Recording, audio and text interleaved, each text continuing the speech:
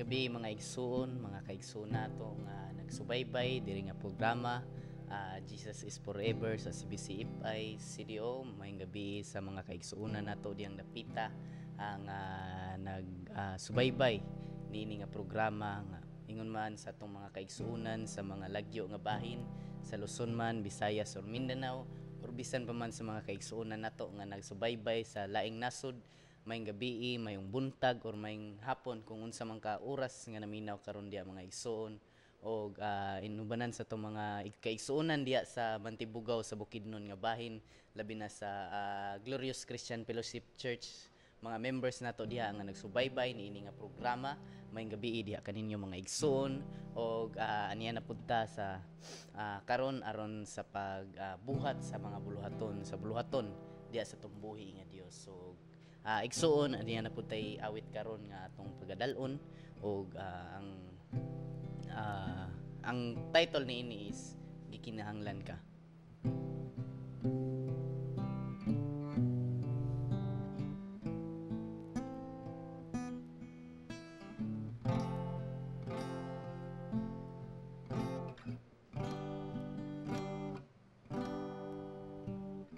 Gimingaw ako sa presensya mo, balik ka pagtando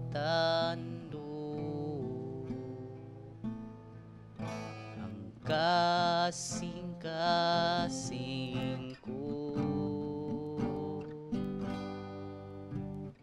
Gimingaw ako sa presensya mo,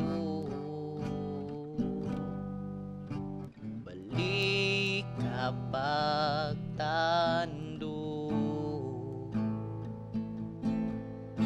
ang kasing-kasing ko kay kanimo mabati ko ang tinuod nga katagbawan, tinuod nga kalipay,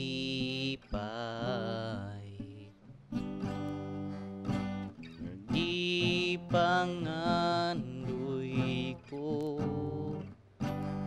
kay kanimo nabati ko ang tinuod nga paghigugma.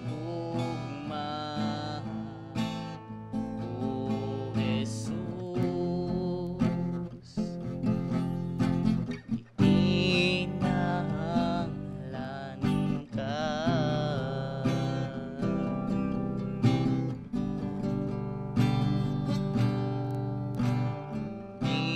Gimingaw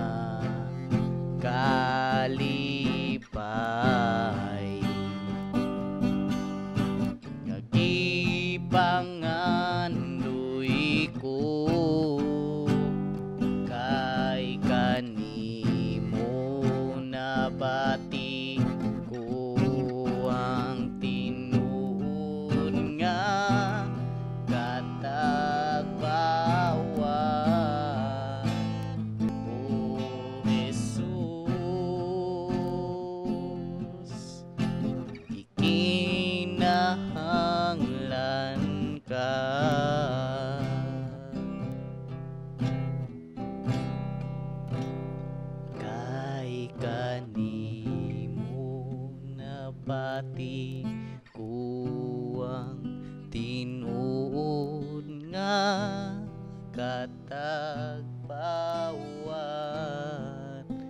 tinuod nga kalipay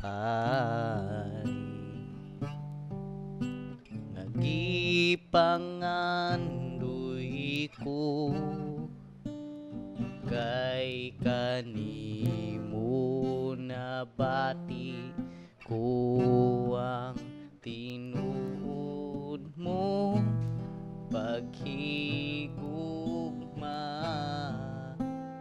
o Jesus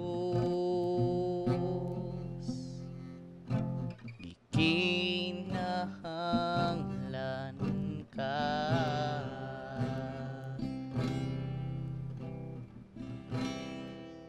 Sa tanan ng mga pastors, chaplain, bishop, dinhi sa Bukidnon, maayong gabi kaninyo diha. Ang tanang intercessors, natay intercessors karon Sabado alas 9 ang takna diha sa Alay Christian Church kay Pastor Elias Minggol, alang sa taga Bukidnon, no, nga side. Natay intercessors na side kung kailangan kita magtapok para nga makapray ta labi na gid sa Israel, makaampo ta o unsay sitwasyon sa kalibutan karon sa panghitabo, makaampo ta mga igsoon. So join ta mga igsoon sa intercessory. Gimugna kini sa Northern Bukidnon Interchurch Fellowship ang intercessory. Salamat sa Ginoo, mga alagad sa Ginoo, mga katawan sa Ginoo, mga workers sa Glorious Christian Fellowship, no. Salamat sa Ginoo sa inyong support nining maong programa sa Jesus is Forever. Ug dinhi sa Cagayan de Oro sa akong mga close nga mga amigo, labi na sa tanang graduate sa 91st Psalms Call of Ministry, maayong gabi sa matag-usa. Salamat sa Ginoo. God bless sa ministry nga naa kamo karon, sa business nga naa kamo karon. God bless sa inyong negosyo bisan pa kay Sir Jag commercial, Jag commercial ang Dios magapanalangin sa matag negosyo nato.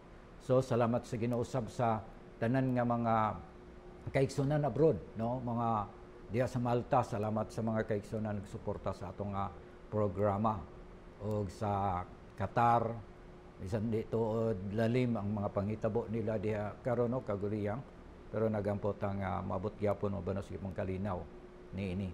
Magmalinaw, salamat sa Ginoo. Ang prayer nato nga magmalinaw gid, kontrolon sa Ginoo ba. Ang mga kasuko, ang mga kaulit, kontrolon sa Ginoo. Dili man gyud siya lalim, pero kontrolon sa Ginoo. Og sa mga kaigsunan sa Hawaii, kay Los Tony Pachico Cardano, salamat sa Ginoo sa inyong mga kinabuhi, salamat sa inyong prayers, salamat sa inyong pag-ampo o pagsuporta financially, salamat sa Ginoo. O bisan pa sa mga kaigsunan nato diha sa Manila, no, mga pamilya diha, Magallanes, Loiga, mga lumilang family, Sulayaw, ug sa tanan mga kaigsunan nga nakaron sa Manila. Mag-pray ko sa Ginoo nga i-bless mo, panalanginan mo sa Ginoo. Okay, sa Davao, dinhi sa Bohol, sa tanang mga kaigsuonan, salamat sa Ginoo mga igsoon, no, sa kaayo sa Dios nga nagpadayon. Nagampo ko nga milagrohan ta sa Ginoo sa tanang sakit balatian nga naata karon, og ligunon ang atong mga pagtuo diha sa atong pagpangalagad. Padayon nato nga kining tun-an mga igsoon ang sumpay sa ato nga ginawali atong milabay nga Huwebes, ano, kay wala man tanahuman.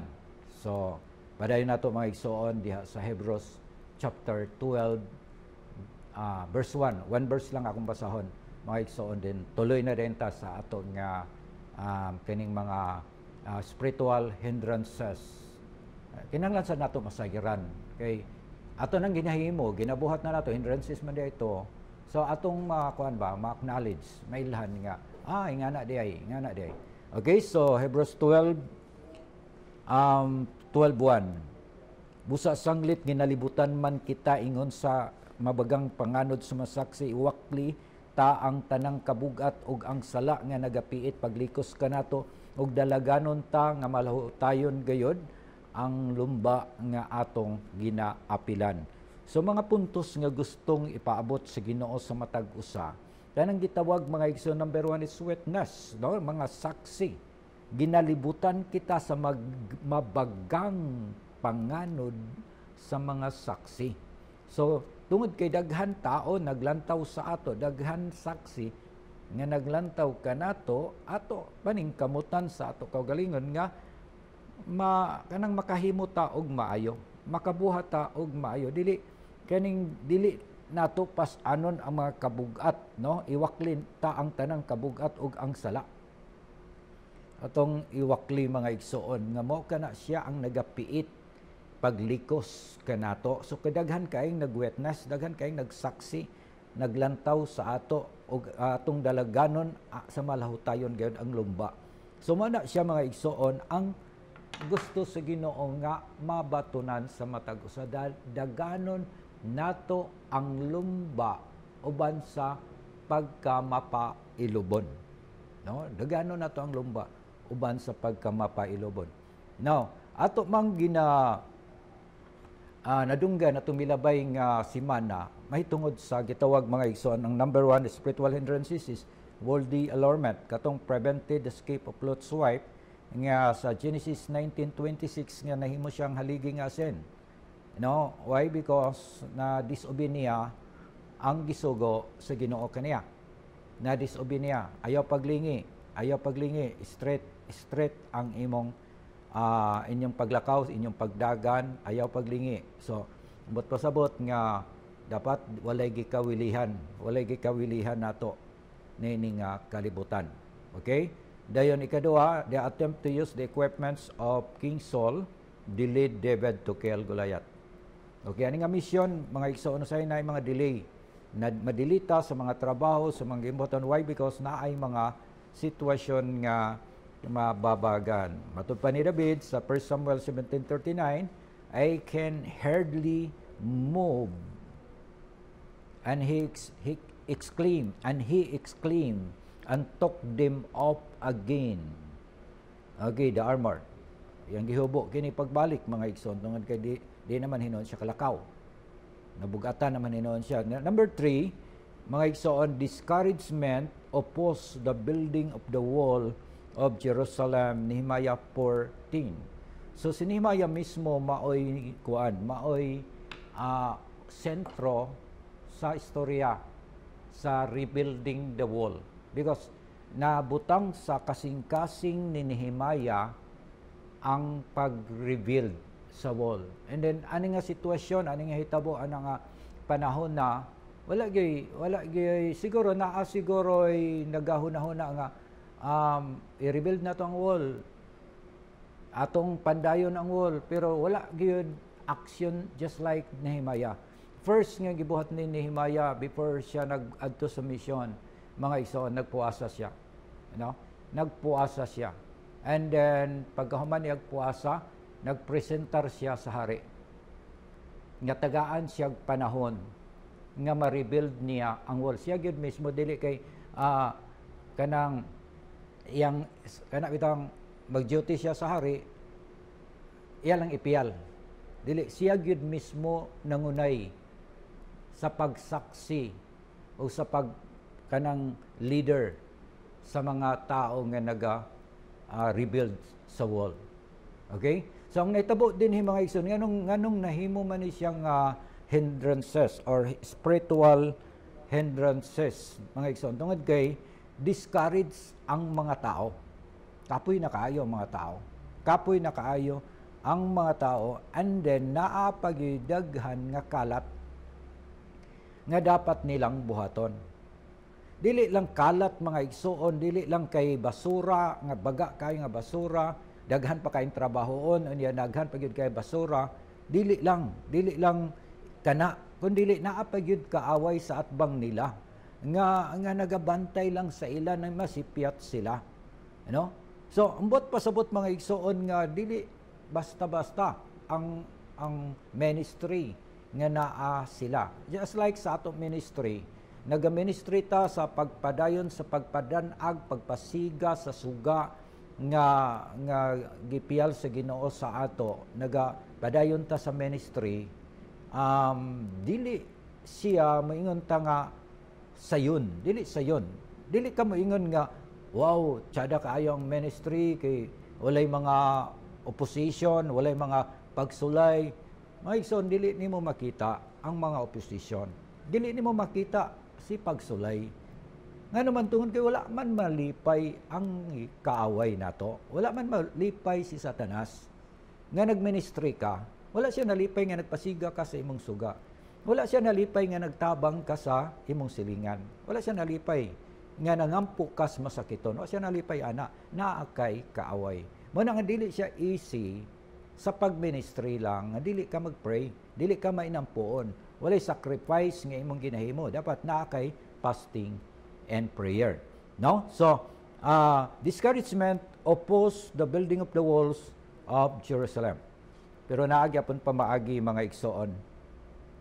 Ang pamaagi, padayon gihapon og encourage, dasig, mga igsoon, si Nehemiah nga padayonon nato ni hangtod nga ato ning mahuman. Salamat sa leader, mga maayo nga leader, nga nagapadayon, bisan kapoy na kayo, luya na kayo, or nagakamatay na ang mga membro, pero padayon gihapon ng leader, nga nagapaningkamot, nga malig-on sila, og magapadayon, hantod nga ilang mabuhat, magmakaplagan ang nahuman nga trabaho. Ikaw pat dinhi mga igsoon, unbelief hinder Christ's work in Nazareth. No? Matthew 13:58. Lisod kay ka magwali, mga igsoon, kung ang mga tao dili mo too. No? Na mismo nakasinatigid mi ana, mga igsoon. Halos ang simbahan ga kontrahan sa mga tao. Naginsa man mga tao nga nagkontra, katong mga taong mga bisyoso, katong mga tao nga mga palahubog, katong mga tao di ganahan sa imong pagwali. Nakinsa man ang mga tawhana nga dili ganahan. Siyempre, dili iya sa Ginoo. Nga naman, kay dili man sila ganahan sa iya sa Ginoo. Ang giwali nato nga mga alagad, mao ang pulong sa Ginoo. Ang pulong kabaguhan, ang maayong balita. Ang maayong balita, ginasangyaw nga ang tanan nga mutuo dili malaglag, kundili makabaton sa kinabuhi nga walay katapusan. Ginawali na, ginawali. Pero dagan mga tao, di ka paminaw. Lisod na siya mga igsoon. Lisod. Muna siya gitawag mga igsoon, unbelief hinder Christ's work. So, mahinder siya. Nga naman tungod kay, kanang orag lisod i-penetrate, kay nag-una na daan ang ilang gibati. Milagro lang si Ginoo. Nagyapoy milagro ani. Nagyapoy milagro mga igsoon. Dili, kita lagi kita sa atong kaugalan, limitado man ta. Dili, kung wala ta nakabalo mga igsoon nga, kana siya nga, dapit diha nga imong giadtuan kay nagsangyaw ug nagwalig nagkrusada ka mga taong dili matinuhoon. Sometimes sa ato no nagakrusada nagawali gulay ni dawat no naagya sitwasyon sa mana. Bot pasabot nga kanang ang milagro coming pa ang milagro para sa ila. Okay? So ikalima is worldly position. Worldly position, keep back. Okay? So, dinhi na sa Marcos 16:3 and 4, no?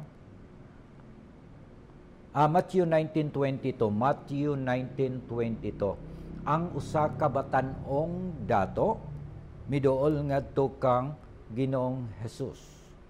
Kay nga naman nagpa-disciple ni siya kay Jesus Christ. Nagdawat siya Bible study. Daghan dato mga igsoon nga nagdawat Bible study. Daghan dato nga kanang nagpa-blessing. No, kita mismo ginagamit ni ana mga Chinese Christian nga nag-blessing ta sa ilang business, kanang negosyo, sa ilang factory, nag-blessing ta, no? Pero nakita nako din mga igsoon nga pag-advise ni Jesus sa usa ka dato nga ibaligya ang imong kabtangan og ihatag sa mga kabos. Murag nasubo ang dato, no?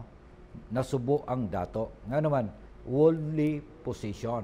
Ambot pasabot, na-possess niya ang bahandi. Nakapossess siya sa bahandi, sa kalibutan. And then, ang wali ni Jesus, ihatag, no? Ihatag. Dili siya lalim. Nga naman, sa grabe ni mong pagpaningkamot, ihatag lang. So, sa akong kaugalingong understanding, dili man gipahatag siguro kanang imong bahandi. Kanang bahandi tanan ba? Ang gusto lang masayran sa Ginoo nga imo bang i-acknowledge nga kanang imong naangkon nga salapi blessings na ni Lord sa imo. Muna siya ang akong nasabtan. Gusto lang niya nga dili naman ang Ginoo nagkinahanglan og kanang kwarta pa nga ihatag sa iya kay siya man ang tagiya sa tanan. Ang gusto lang si Ginoo nga ma-share nimo ang imong blessings pod ngadto sa nanginahanglan. No? Ngadto sa nanginahanglan. Praise the Lord. Na ay mga kaigsuonan nato nga ni prosper sa business. Instead sa unang panahon sila naghatag og 10% sa income sa ilang abot sa ilang negosyo. And then ilang giusab. Instead 90% ang ilaha, gihimo nilang 90% ang suporta nila sa ministry, and then 10% mo'y ilang gidawat nga income. Sometimes naingana nga mga tao, no? Ang gusto lang sa Ginoo nga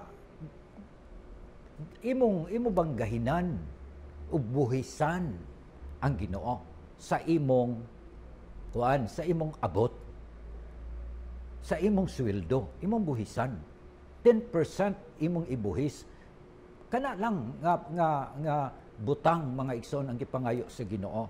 So nakita nato dinhi nga wala mo dayon pag aning higayon nag-backslide gini, nag-backslide ang dato, naigo sa wali. Naigo sa wali nga mo na imong baton, man imong baton. And sometimes mga igsoon critical ba ini magwali ta og mga kwartahan? Nga naman bantayonon kay na. Bantayonon. Kay sa ilang huna-huna kanang daghan simbahan, daghan pastor, nga pwede nilang adtuan, pwedeng mobiya diretso sa imong simbahan, no? So, sige lang, at least ang Ginoo mo ay provider, no? Ang Ginoo mo ay provider. So, ingon din mga igsoon, worldly position keep back the rich young man from discipleship. Wala nagpadayon. Matthew 19:22. Number 6 is imaginary hindrances. Look up before the Christian worker. Okay, so imaginary. Hindrance diay ning pag-imagine lang, no? Hindrance diay ni siya mga igsoon. Nga naman, for example, maghuna-huna ka ba nga? Magsangyaw ta asa nga dapit. Ani nga barangay ay mga tao diha, mga kuan man, mga pilosopo, mga tao diha, mga kuan man, ngilad man. So wala ba og naanay nag-imagine na ka og kanang makapababag. Mao ba? Musakay day ng uban, mao ba? Sama ra ni sagi hunahuna mga igsoon sa mga nagbisita kay Jesus sa ikatulo ka adlaw. Katong silang Marta, silang Maria, mga igsoon nga nagbisita, Marcos 16:3. Sa ilang pagbaklay padulong dito sa lubnganan ni Jesus, miingon sila ni Marta nga kinsa kaha ang muligid sa usa ka dakong bato. No, sa usa ka dakong bato kinsa ka ang muligid. So ang nahitabo mga igsoon, nagahuna-huna sila nga di gyapon ta kasulod. Pero ang Ginoo na ni plano daan, no? Kung gisugo ka sa Ginoo nang dapita, go ahead lang, bahala na si Lord. Para ni Maria o ni Marta, sila Magdalena, ning adto gihapon sila maski nag-imagine na sila kinsay muligid, giligid na daan sa Ginoo. No? Gihanay na daan sa Ginoo ang sitwasyon mga igsoon. So, sa kinabuhi sa matag usa mga igsoon naagid gitawag og spiritual hindrances. Pero padayon lang ta sa ato nga ministry. So daligon ng Ginoo mga igsoon sa tanan nga wala nagdawat kay Jesus, wala pa nagdawat kay Jesus, nga personal nga Ginoo ug manluluwas now akong giaghat kamo nga atong dawaton si Jesus, nga atong Ginoo ug manluluwas karon uban sa mga pagampo. Sabat mo sa akong mga pagampo para nga mahimo mong anak sa Dios. Amahan nga Dios, salamat ning dapit sa kagabion. Nagapangayo kog pasaylo sa tanan nakong mga sala. Nagpaubos ako diha kanimo, Ginoo. Amahan, akong gisugid karon sa akong baba nga si Jesus, Ginoo. Mituo ako nga siya nabanhaw gikan sa mga minatay. Salamat, Ginoo, sa pagluwas mo kanako. Isulat akong pangalan sa libros kinabuhi. Dalaygon ka sa ngalan ni Jesus. Amen. Tanang nagsikit, nagbalatian karon mga igsoon. Siguro, di man na balibara na ka sa doktor or unsa ba kaha ang sitwasyon nimo, pero wala imposible. Ako mismo nakasinati mga igsoon og milagro. Gitaningan siya mga igsoon. Adunay brain cancer, naayos siya tungod kay ang Ginoo nag-ayos sa iya. No?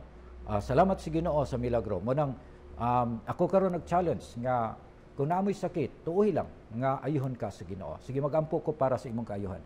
Sa ngalan ni Ginoong Hesus, ang tanang nagsakit karon nga naa ila gibati, naa sa ilang ulo paingon sa ilang lapalapa, akong gibadlong ang tanang sakit sa ngalan ni Jesus. Ang tanang sakit nga ilang gibati gikan sa lipulo pa sa lapalapa, maayo kini sa ngalan ni Jesus. Maayo ka sa ngalan ni Jesus. Lord, salamat sa pag-ayo nimo sa tanan karon nga nagtuo nga sila karon nakadawat sa milagro. Dalaygon ka sa ngalan ni Jesus. Amen ug amen. Wa natay panahon mga igsoon, ubos ninyong alagad Pastor Wing, Pacheco, uban sa mga kawanan kay Pastor Long o kay GM. Salamat sa Ginoo ug maayong gabi sa tanan. Amen.